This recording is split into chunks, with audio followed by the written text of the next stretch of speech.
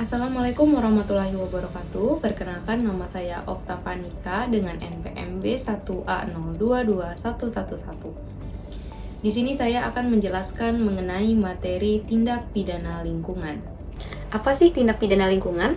Nah, tindak pidana lingkungan itu adalah segala perbuatan manusia yang melanggar hukum.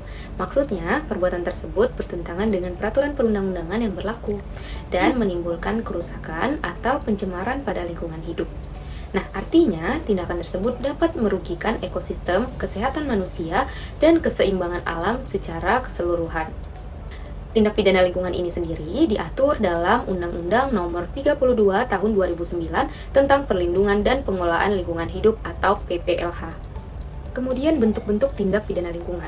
Nah, bentuk-bentuknya yang pertama yaitu ada pencemaran lingkungan. Maksudnya, perbuatan yang mengakibatkan masuknya makhluk hidup, zat, energi, atau kelompok lain ke dalam lingkungan hidup sehingga menurunkan kualitasnya. Contoh, termasuk pabrik tekstil yang membuang limbah cair beracun ke sungai sehingga air menjadi tercemar dan ikan mati. Selain itu, asap kendaraan atau pabrik yang berlebihan dapat menyebabkan polusi udara yang berbahaya bagi kesehatan manusia dan makhluk hidup lainnya. Contoh yang kedua yaitu adalah perusakan lingkungan atau ekosistem. Maksudnya, tindakan yang menimbulkan perubahan langsung atau tidak langsung terhadap sifat fisik kimia atau hayati lingkungan, sehingga lingkungan tidak bisa berfungsi normal. Contohnya adalah penebangan hutan secara liar atau illegal logging yang mengurangi fungsi hutan sebagai penyangga ekosistem. Nah, selain itu juga, pertambangan tanpa izin bisa menyebabkan longsor atau kerusakan tanah yang merugikan masyarakat sekitar. Yang ketiga adalah pengelolaan limbah bahan berbahaya dan beracun atau B3 tanpa izin. Nah, penggunaan, penyimpanan, pengangkutan, atau pembuangan limbah berbahaya tanpa mengikuti aturan yang berlaku. Contohnya adalah rumah sakit yang membuang limbah medis ke tempat sampah umum atau perusahaan yang membuang limbah kimia ke tanah tanpa melalui proses pengolahan yang aman, sehingga menimbulkan risiko besar bagi manusia dan lingkungan. Nomor 4, pelanggaran izin lingkungan. Maksudnya, kegiatan usaha yang tidak memiliki izin lingkungan atau melanggar syarat izin yang sudah diberikan. Nah, misalnya ada perusahaan tambang yang beroperasi tanpa izin AMDAL atau pabrik yang memproduksi melebihi kapasitas yang diizinkan dalam dokumen lingkungan. Hal ini menyebabkan kerusakan lingkungan yang seharusnya bisa dicegah. Kemudian ada pertambangan ilegal dan pembakaran hutan atau lahan. Nah, pertambangan ilegal dan pembakaran hutan atau lahan ini adalah kegiatan eksploitasi alam tanpa izin atau dengan cara merusak ekosistem. Contohnya adalah pertambangan emas ilegal yang merusak hutan lindung atau pembakaran hutan untuk membuka lahan sawit atau karhutla yang dapat menimbulkan bencana kebakaran yang besar dan polusi udara.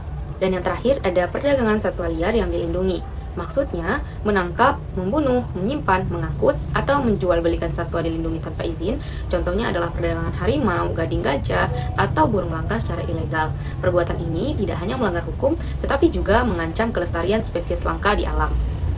Nah, subjek hukum dalam tindak pidana lingkungan ini berdasarkan Undang-Undang Nomor 32 Tahun 2009 tentang Perlindungan dan Pengelolaan Lingkungan Hidup atau PPLH, terdapat dua subjek hukum utama. Yang pertama adalah perorangan atau individu. Setiap orang pribadi yang melakukan tindakan yang menimbulkan pencemaran atau kerusakan lingkungan bisa dimintai pertanggungjawaban pidana. Contohnya, seseorang yang secara sengaja membuang limbah berbahaya ke sungai atau membakar sampah sembarangan sehingga merusak lingkungan sekitar. Kemudian yang kedua adalah badan hukum atau korporasi. Maksudnya, perusahaan, organisasi, atau lembaga juga dapat dipidana jika tindak pidana lingkungan dilakukan atas nama korporasi atau untuk kepentingan korporasi. Contohnya, pabrik yang membuang limbah kimia tanpa izin atau pertambangan yang merusak hutan lindung demi keuntungan perusahaan. Dalam kasus seperti ini, tanggung jawab tidak hanya jatuh pada individu yang melakukan, tapi juga pada badan hukum sebagai entitas yang memperoleh manfaat dari pembuangan tersebut. Jenis sanksi pidana dalam tindak pidana lingkungan pidana pokok, maksudnya hukuman utama yang diberikan kepada pelaku berupa penjara, biasanya antara 1 hingga 10 tahun tergantung seberapa berat perbuatan yang dilakukan. Kemudian ada denda yang bisa mencapai ratusan juta hingga miliaran rupiah tergantung kerugian yang ditimbulkan oleh tindak pidana tersebut. Kemudian ada pidana tambahan, maksudnya hukuman tambahan yang diberikan untuk memperkuat pidana pokok dan memperbaiki keadaan lingkungan. Misalnya, pencabutan izin usaha atau penutupan kegiatan usaha yang melanggar hukum, kemudian perampasan keuntungan yang diperoleh dari kejahatan lingkungan. Kewajiban pemulihan lingkungan, maksudnya pelaku harus memperbaiki atau mengembalikan kondisi lingkungan seperti semula. Perbaikan akibat tindak pidana, misalnya membersihkan sungai yang tercemar atau menanam kembali hutan yang ditebang. Kemudian, untuk pidana korporasi, maksudnya korporasi atau badan hukum juga bisa dikenakan sanksi pidana jika perbuatan dilakukan atas nama korporasi atau untuk kepentingannya. Contohnya, denda yang lebih besar dibanding dengan individu. Pengurus korporasi seperti direktur atau manajemen juga bisa dipenjara jika terbukti terlibat. Korporasi bisa dikenakan pembubaran atau pencabutan izin usaha sebagai tindakan hukum tambahan. Kendala penegakan hukum lingkungan. Dalam praktik penegakan hukum lingkungan, terdapat beberapa kendala yang sering ditemui. Maksudnya, hal-hal ini membuat proses hukum menjadi sulit dan lambat. Yang pertama, itu sulitnya pembuktian. Maksudnya, untuk menjerat pelaku tindak pidana lingkungan, aparat hukum harus membuktikan hubungan sebab akibat antara perbuatan pelaku dengan kerusakan atau pencemaran lingkungan. Hal ini sering sulit karena kerusakan bisa terjadi secara bertahap atau dipengaruhi banyak faktor. Kemudian, biaya pemulihan lingkungan sangat tinggi. Maksudnya, memperbaiki kerusakan lingkungan membutuhkan biaya besar, baik untuk membersihkan limbah, menanam kembali hutan, atau memulihkan ekosistem. Hal ini menjadi kendala bagi pemerintah maupun masyarakat untuk menuntut ganti rugi atau pemulihan. Selanjutnya, korporasi kuat secara ekonomi dan politik, yaitu perusahaan besar sering memiliki pengaruh ekonomi dan politik sehingga lebih sulit diawasi atau ditindak. Mereka bisa menghambat proses hukum atau menggunakan jalur hukum untuk menunda sanksi. Kemudian, lemahnya pengawasan pemerintah. Maksudnya, pengawasan terhadap kegiatan yang berpotensi merusak lingkungan masih terbatas. Kurangnya tenaga ahli, anggaran dan koordinasi antar integrasi membuat pelanggaran sulit terdeteksi atau ditindak tegas. Upaya penanggulangan tindak pidana lingkungan yang pertama ada preventif atau pencegahan, pengawasan ketat terhadap izin usaha, edukasi dan penyadaran masyarakat tentang pentingnya menjaga lingkungan. Kemudian ada represif, itu adalah penindakan, penerapan sanksi pidana tegas bagi pelanggar, proses hukum yang konsisten tanpa pandang bulu. Kemudian ada restoratif atau pemulihan, yaitu tindakan untuk memperbaiki atau mengembalikan fungsi lingkungan. Contohnya reboisasi hutan, membersihkan sungai, pemulihan lahan yang tercemar.